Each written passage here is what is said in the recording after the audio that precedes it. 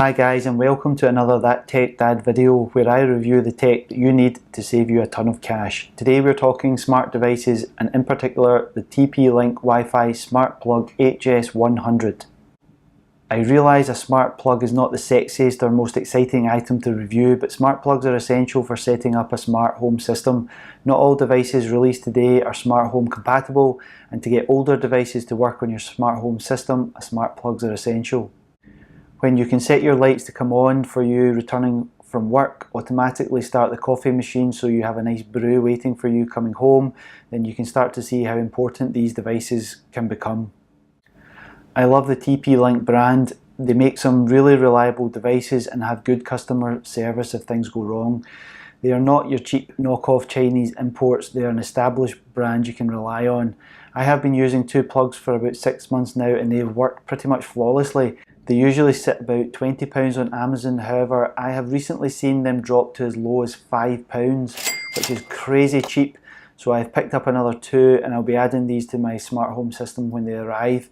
The links for these are in the description below, and this will give you the most up-to-date prices, as you never know when these things will go on offer. A bestseller on Amazon, marked as Amazon's choice of smart plug with 4 stars, and with over 600 reviews, this must be one of the best smart plugs on the market today. The HS100 is compatible with Amazon Alexa and Google Assistant, however there is no Apple HomeKit support here, so that's something to bear in mind.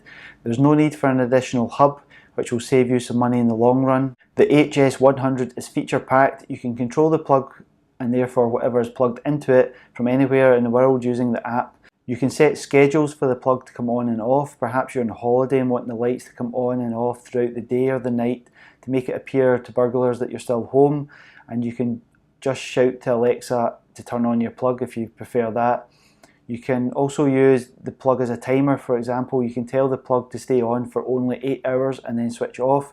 I use this feature a lot for my boy's quad bike so it doesn't overcharge the battery, and I don't even have to fight my way into the garage to turn the plug off. There is also an energy monitoring feature within the app itself to tell you how long the plug has been on and how much energy it has consumed over a period of time. I initially thought this would be a great feature. However, although it does tell you how many kilowatt hours you have used over a period of time, you would need to know how much your energy supplier is charging you and then do a calculation. So really, who's going to do that? But it's a nice feature to have. Slightly confusingly, all TP SmartLink home devices are controlled through an app called Casa, not TP-Link.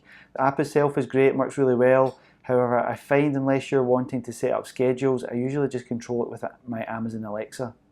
Okay, so once you've downloaded the app from the Apple Store or Google's Play Store, it's a blue icon with a white house with some blue and white squares on it. Once you have logged in, signed up and accepted the terms and conditions, you'll be brought to this homepage where it details all the different devices from TP-Link you have. It will put them into different sections, so bulbs, plugs, cameras, etc. So the plus icon, if you're looking to add a new smart plug to the app, you use the plus button and then it will take you into a section where you then select the type of device it is, whether it's a bulb or a plug or a power strip or a dimmer. You add that from that page and it will display it in the home page here. So you can see I have a bulb and I've got 2 plugs. The quad bike is offline at the minute. I've not got it switched on. My desk, however, is switched on, and just to turn it on and off, there's a simple button that you press on the right hand side that will then turn it on or off.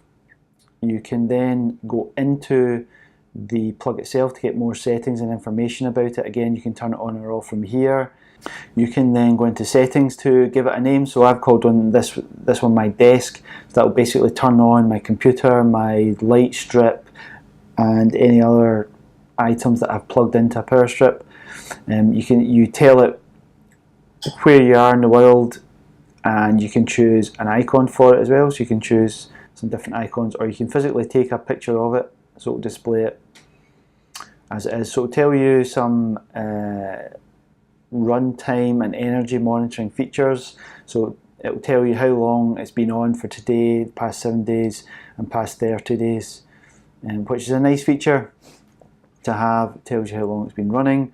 You can, from this page, you can also set a schedule for it to come on and off, or you can tell it you're away from home and it will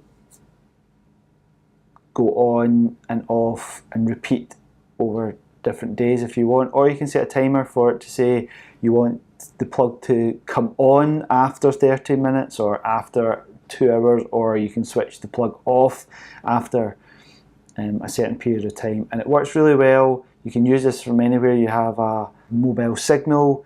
If you do have a camera, there's cameras at the bottom and you can create some scenes and some smart actions. The smart actions, you need the CASA or TP-Link router, which I don't have, not necessarily required, and you can see what activities you've got. So it works really well, it's really responsive, and I found it to be a really good app. Weighing 132 grams and with dimensions of about 10 centimeters, 6 centimeters by 7 centimeters, this is one of the smallest smart plugs in the market. However, you will need to take into account the size of this plug and a plug attached to the front of it, as this will generally not fit behind an office desk or where there are tight areas of furniture pressed up against it. You'll also need decent Wi-Fi signal for the HS100 to work, and I use the TP-Link power line system as the Wi-Fi around my house is so bad.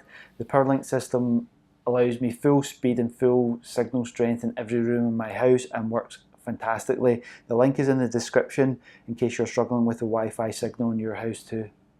Alexa, turn on Bradley's quad bike.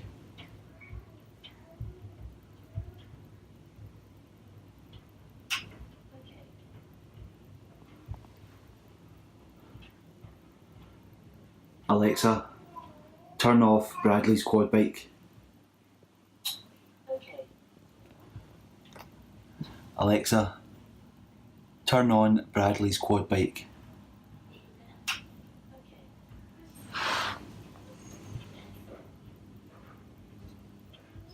Thanks for watching, and I hope this is helpful when you're setting up your smart home. Give me a like and a subscribe if you can. I'll see you in the next video.